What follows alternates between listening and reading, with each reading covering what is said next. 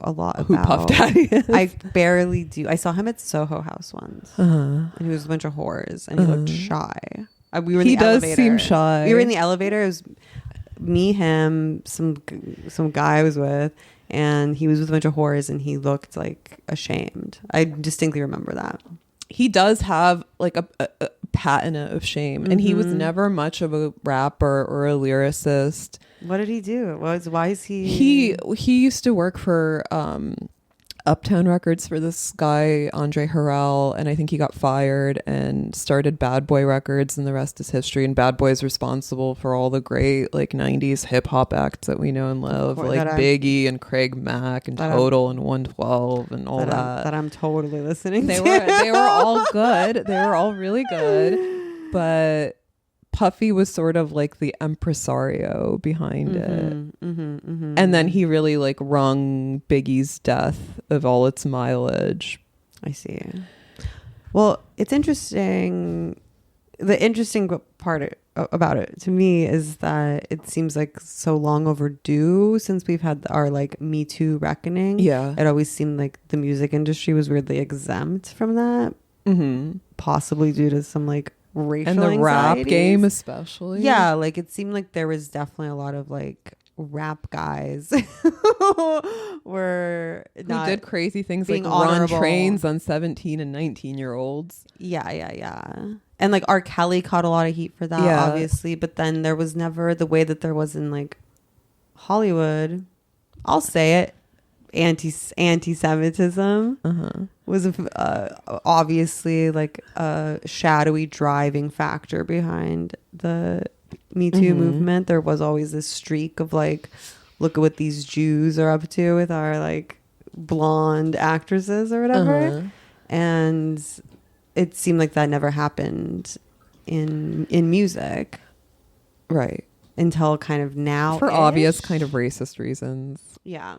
But now, because nobody really cares about black girls. They're like, oh, they're like sexually precocious. They go through puberty earlier. They're all like hood rats and video girls. Those girls were never like objects of national concern. Not the way though. Yeah.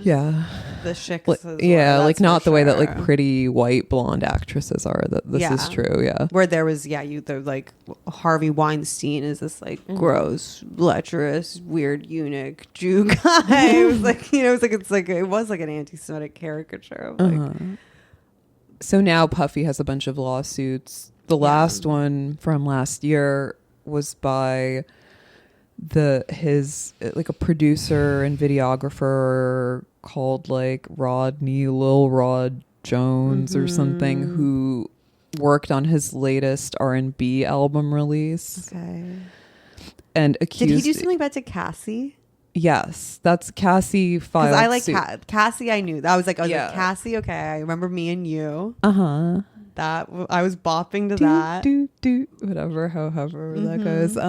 Cassie was his long-term girlfriend. He had a baby mama, Kim Porter, who died a few years back, and then he had Cassie, who was like his protege. I see.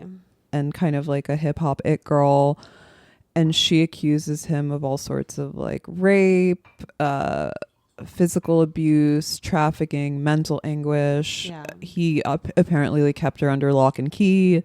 He would have his people like drive her to doctor's appointments to get MRIs and brain scans because apparently she suffered memory loss from him like wailing on her. Totally.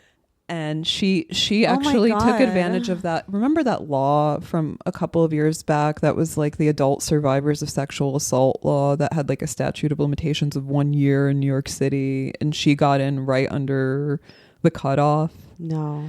And then they settled privately out of court. It seemed in the timeline that I read that I sent you that there seemed like he was settling a lot of things out of court.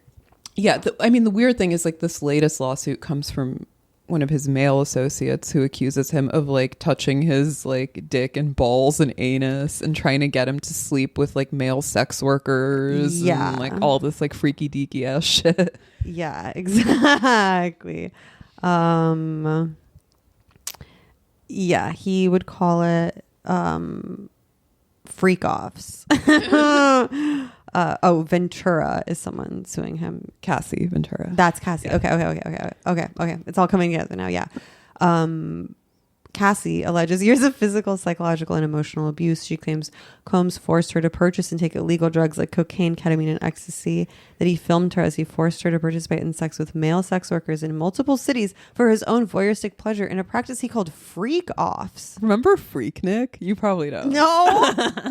Freaknik was like a big festival that like black spring breakers used to go on. Girl, I was at And Warped they would be Tour. like fucking and sucking. It was like mentioned in every rap and R&B song. Anyway, I was at Warped Tour getting like sunstroke and drinking like warm beer like a 32-year-old was giving me with like erectile dysfunction, so he couldn't rape me.